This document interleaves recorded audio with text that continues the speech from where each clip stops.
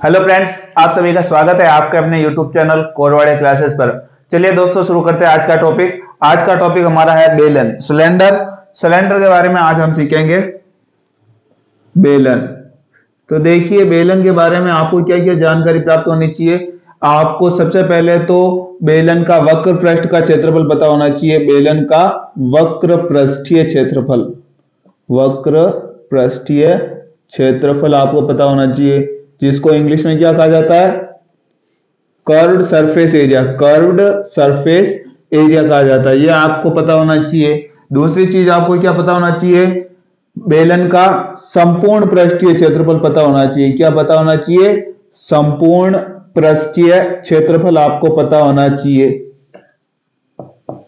ये आपको पता होना चाहिए। ठीक है, टोटल सरफेस एरिया, इंग्लिश में क्या कहेंगे, टोटल सरफेस एरिया आपको पता होना चाहिए। उसके बाद में और अपने को क्या पता होना चाहिए, और अपने को पता होना चाहिए आयतन। बेलन का आयतन क्या होता है, ये आपको पता होना चाहिए। बेलन को आयतन को इंग्लिश में क्या कहा जाता है, वॉल्यूम कहा जाता है। वॉल्यूम आपको पता होना चाहिए। तो देखिए, सिलेंडर की शेप कैसी होती है, इस तरीके से होती है। एक सर्कल ऊपर होता है, एक सर्कल नीचे होता है, और इस तरीके से बराबर शेप में ये बटा होता है। तो इसको हम क्या कहते हैं, सिलेंडर कहते हैं। क्या कहते हैं, सिलेंडर कहते हैं। तो देखिए, ये आपके पास में जो सर्कल है, ये सर्कल जो दे रखा है, ये सर्कल की क्या हो जाती है, सरकमफ्रेंस हो जाती है, इसकी परिधि हो जाती है।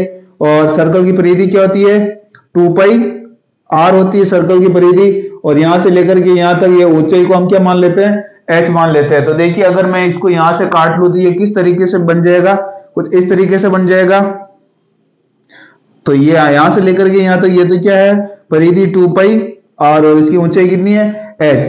तो यहां से आपको क्या पता चलता है, इसका ये जो कर्व्ड सरफेस एरिया है इस तरीके से, ये भी क्या एक सिलेंडर है, इसका ये जो कर्व्ड सरफेस एरिया है ये क्या हो जाएगा, परिधि कितनी हो जाएगी, यहां से यहां तक ये एक राउंड पूरा होगा तो परिधि हो जाएगी 2 पाई r। परिधि क्या हो जाएगी, 2 पाई r। और ये कितनी ऊंचाई तक है, h ऊंचाई तक है, इसलिए यहां पर क्या आ जाएगा, h आ जाएगा। इसको देखे, इसको काटा तो इस तरीके से शेप बन जाएगी, जो क्या है, आयत है, एक रेक्टेंगल है। रेक्टेंगल की लंबाई अपने पास में 2 पाई r दे रखी है, और इसकी चौड़ाई h दे रखी है। तो ये लंबाई इंटू चौड़ाई, तो इसका क्षेत्रफल अपने को मिल जाएगा। इसी प्रकार से संपूर्ण पृष्ठीय क्षेत्रफल क्या हो जाएगा, तो देखिए, कर्व्ड सरफेस एरिया तो अपने पास में दे ही रखा है, कितना, 2 पाई r h। Curved surface area के बाद में एक तो ऊपर वाला सर्कल और एक नीचे वाला सर्कल, 2 सर्कल ये हो जाएंगे। तो 2 सर्कल है, तो 2 सर्कल का एरिया क्या होता है, 2 पाई आर स्क्वायर, क्योंकि सर्कल का एरिया क्या होता है, पाई आर स्क्वायर। 2 सर्कल है तो 2 से मल्टीप्लाई कर दिया। कॉमन क्या आ रहा है, कॉमन 2 पाई आर कॉमन आ रहा है, अंदर क्या बच जाएगा, h प्लस आर अंदर बच जाएगा।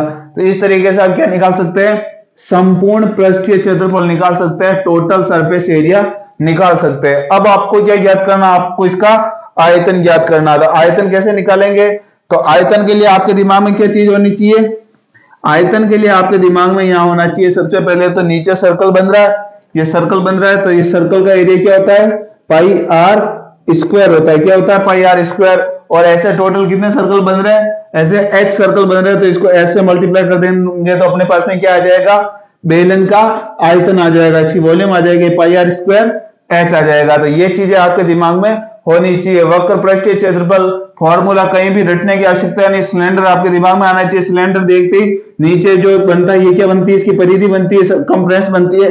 सरकमफ्रेंस क्या होती है, 2 पाई r होती है, इसको h से गुणा करेंगे तो इसका जो कर्व्ड सरफेस एरिया है, इसका जो कर्व्ड सरफेस एरिया वो अपने को मिल जाएगा, कितना हो जाएगा, 2 पाई r h हो जाएगा। उसका संपूर्ण पृष्ठीय क्षेत्रफल कर्व्ड सरफेस एरिया तो कितना होता है, 2 पाई r h होता है। और आपके ऊपर और नीचे 2 सर्कल और बन रहे हैं, तो ये क्या हो जाएंगे, 2 सर्कल का एरिया, एक सर्कल का एरिया क्या होता है, पाई आर स्क्वायर होता है। 2 सर्कल है तो 2 से मल्टीप्लाई कर देंगे। कॉमन क्या आ रहा है, 2 पाई आर, कॉमन दोनों में आ रहा है 2 पाई आर, तो कॉमन ले लिया, अंदर क्या बच गया, h प्लस आर बच गया। इसी प्रकार से आयतन निकालना है। आयतन निकालने का मतलब पूरा भरा हुआ भाग, यानी एक अपने पास में सर्कल निकल जाएगा पाई आर स्क्वायर, और ऐसे टोटल कितने सर्कल बन रहे हैं, h ऊंचाई तक सर्कल बन रहे हैं, तो किससे मल्टीप्लाई कर देंगे, h से मल्टीप्लाई कर देंगे, तो अपने पास में क्या मिल जाएगा, इसका आयतन मिल जाएगा। तो ये तीनों ही चीजें आपके दिमाग में होनी चाहिए। अब देखिए, इन दोनों फॉर्मूलों से अपन नया फॉर्मूला बना सकते हैं।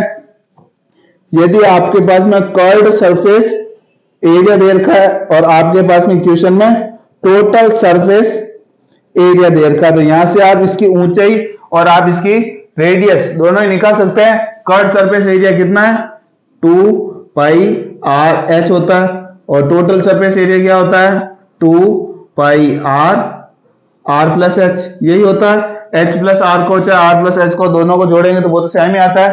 तो देखिए क्या कैंसिल हो जाएगा, 2 पाई आर ऊपर नीचे दोनों तरफ है, तो 2 पाई आर तो कैंसिल हो जाएगा, क्या बचेगा ऊपर तो एच बच जाएगा, नीचे क्या बच जाएगा एच प्लस आर बच जाएगा, क्या बच जाएगा एच प्लस आर बच जाएगा। तो कर्व सरफेस एरिया और टोटल सरफेस एरिया अगर अपने को क्वेश्चन में दे रखा है तो वहां से हम ऊंचाई और रेडियस दोनों ही क्या कर सकते हैं, ज्ञात कर सकते हैं। तो उसके साथ साथ में और आपको क्या पता होना चाहिए, उसके साथ में आपको पता होना चाहिए एक आयतन। आयतन यदि हमारे पास में कुछ चीज मिसिंग हो और कुछ चीज दे रखी हो, अगर कर्व सरफेस एरिया अगर दे रखा हो तो अपन इसकी वॉल्यूम डायरेक्ट निकाल सकते हैं। कैसे, तो देखिए अपने पास में जो आयतन होता है वॉल्यूम होती है उसका फॉर्मूला होता है पाई आर स्क्वायर एच होता है। यहां तक आपके पास में कोई दिक्कत नहीं, ऊपर और नीचे 2 से मल्टीप्लाई कर देते हैं 1/2, ये नीचे मल्टीप्लाई हो गया, 2 से भी ऊपर भी मल्टीप्लाई कर देते हैं तो ये हो जाएगा 2 पाई आर और ये एच, एक आर बच गया तो ये एक आर आगे मल्टीप्लाई में लिख लेते हैं।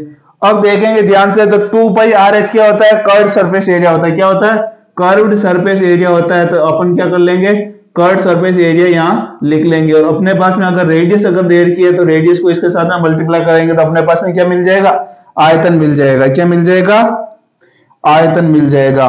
और यदि आपके पास में कर्व्ड सरफेस एरिया और रेडियस अगर दे रखी है तो आप उसकी वॉल्यूम भी निकाल सकते हैं। तो ये वाला फॉर्मूला और ये वाला फॉर्मूला ये भी आपके दिमाग में होना चाहिए। ये भी आपको जब कभी भी आपके पास में कर्व्ड सरफेस एरिया दे दिया जाए, रेडियस दे दी जाए तो आप उसकी वॉल्यूम निकाल सकते हैं।